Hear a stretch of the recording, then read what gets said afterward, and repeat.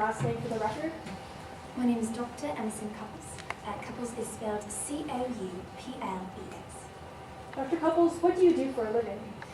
Well, I'm a professor of psychology. My specialty is in child psychology, and my primary role is that of a diagnostician.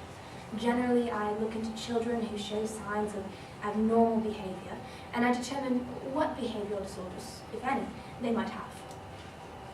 What is your educational background? Well, I received my PhD in psychology from the University of Illinois. I'm also board certified in the states of Illinois and Midlands, and I received a fellowship from the American Psychological Association. Do you know why you're here in court today, Dr. Couples? Yes, I do. I was asked to come here and discuss a year-long case study I did into the mental health of an individual named Jesse Duran. And how did you investigate the mental health of Jesse Duran? Well, like any bit of research, I began by gathering data in order to apply a test, the PAIJ. What is the PAIJ? Well, it's the juvenile variant, that's where the J comes from, of the Psychopathy Assessment Instrument. And is the PAIJ a standard test in the field of child psychopathy? Yes, it's the standard for assessing psychopathy in minors, and it's been subject to extensive peer review and verification. And how did you gather the evidence that you would need to run the PAIJ? Well, as I started to mention before, I gathered quite a bit of data. In order to gather this data, I spoke to Jesse Duran's former teachers, former babysitters, former classmates, well, eventually her lawyer. Why did you have to speak with Jesse Duran's lawyer? Ms. Duran's attorney was the one to inform me that Jesse Duran refused to speak with me under any circumstances.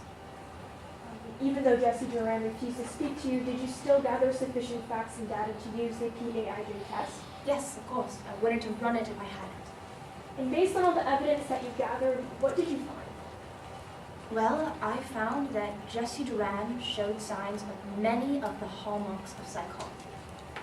Which hallmarks did Jesse Duran show? Quite a few, 8 of the 10 that I looked for, but I'd like to focus in on one to start with, if I may. Okay. Let's start with guiltless lying. Now, Jesse Duran lied almost as often as she told the truth. Nearly every individual I spoke to about Jesse Duran, that's 20 people, reported instances of guiltless lying. What are some of the other hallmarks that Jesse Duran displayed?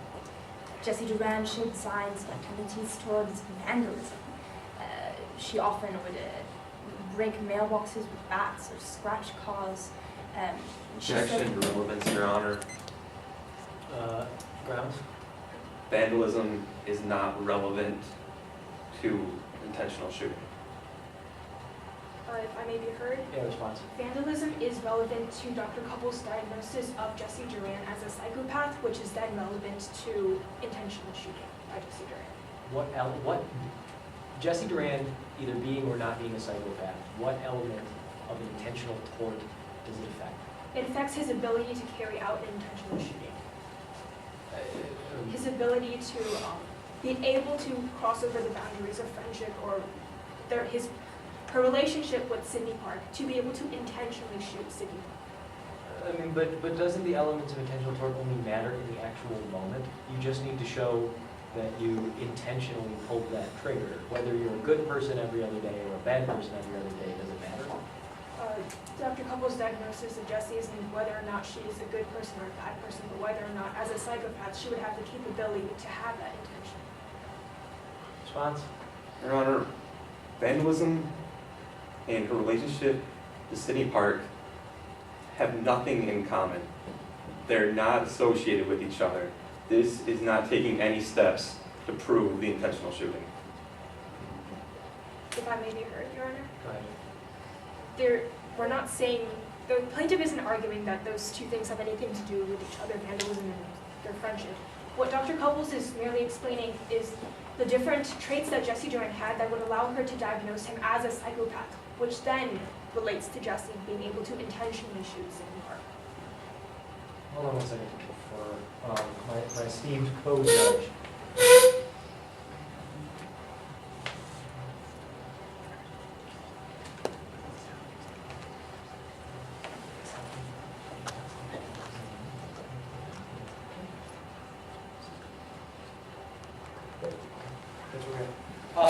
Okay, so I'm going to sustain the objection.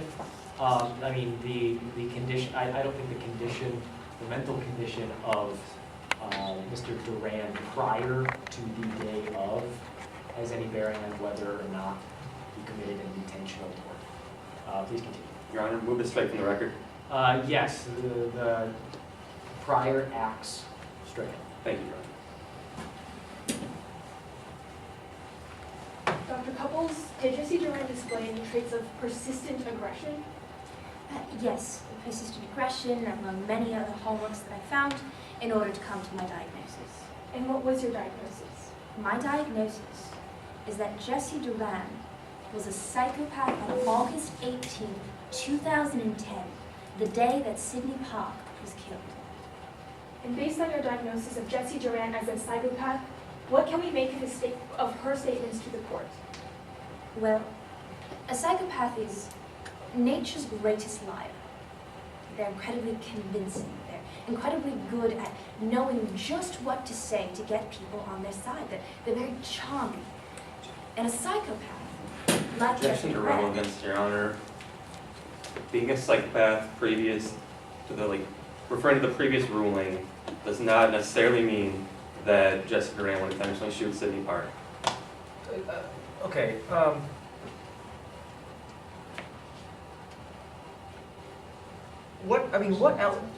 In intentional tort theory, what element does this go towards? I'm kind of lost on this. It goes towards the fact that if Jesse Duran is a psychopath, then she is more likely than not to be able to intentionally shoot. Would that be Sydney Park. improper character evidence? No, because under two case laws, Hamilton v. Walton and Longstreet v. Floyd, a psychological diagnosis of a person does not constitute towards improper character evidence. It's equivalent to a doctor saying that, like, a person having the condition of asthma makes it difficult to breathe.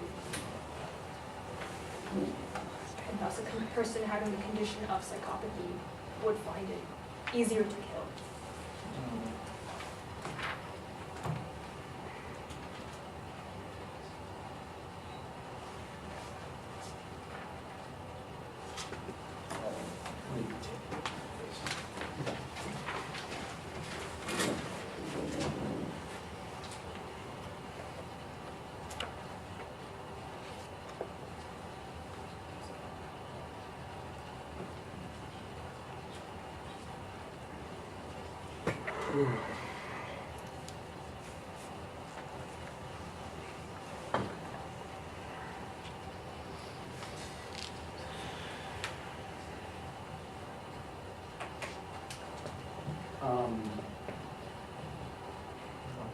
Oh, you tell me.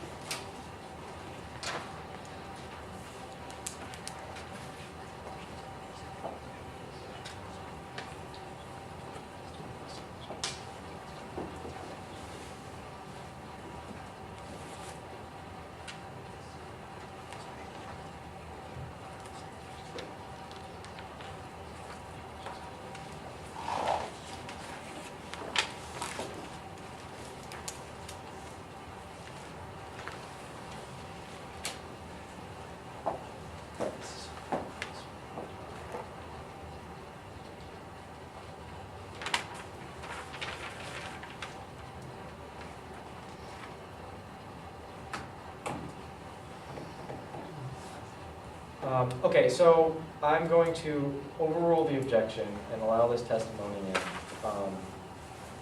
only because I'm just actually confused as to what the right answer is, and I lean towards the liberal side of letting more in and keeping more out. Please. Thank you, Your Honor. Objection is noted. Yeah, duly noted. Dr. Couples, if you can finish explaining to the court how your diagnosis of Jesse Duran as a psychopath might affect her statements to the court. things to keep in mind when listening to anything that Jesse Duran says. is that a psychopath like Jesse Duran, and this is a fact universal to all psychopaths, will always lie when it's in their best interest. They lack the part of the brain that tells them not to lie. They lack the part of the brain that tells them there's any reason not to, any impetus not to.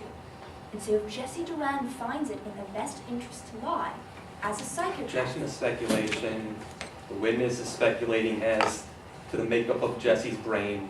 She cannot know what brain components Jesse has or does not have. Response. She actually does have some insight into Jesse's mind. She did interview several people who did know Jesse Duran, and furthermore, she is credentialed to make this kind of diagnosis of Jesse Duran.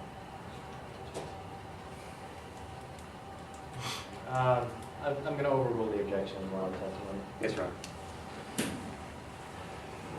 Dr. Couples, based on your diagnosis of Jesse Duran as a psychopath, what can we make of her ability to kill? A psychopath, like Jesse Duran, does not require a good reason to kill. They don't need a motive, they don't need a big pushing forward force. They only require an opportunity and a whim. Any further questions, Your Honor? Cross-examination. Yes, Your Honor.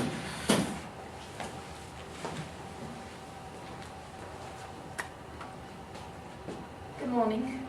Good morning. Oh, you may proceed, sorry. Hello, Ms. Couples.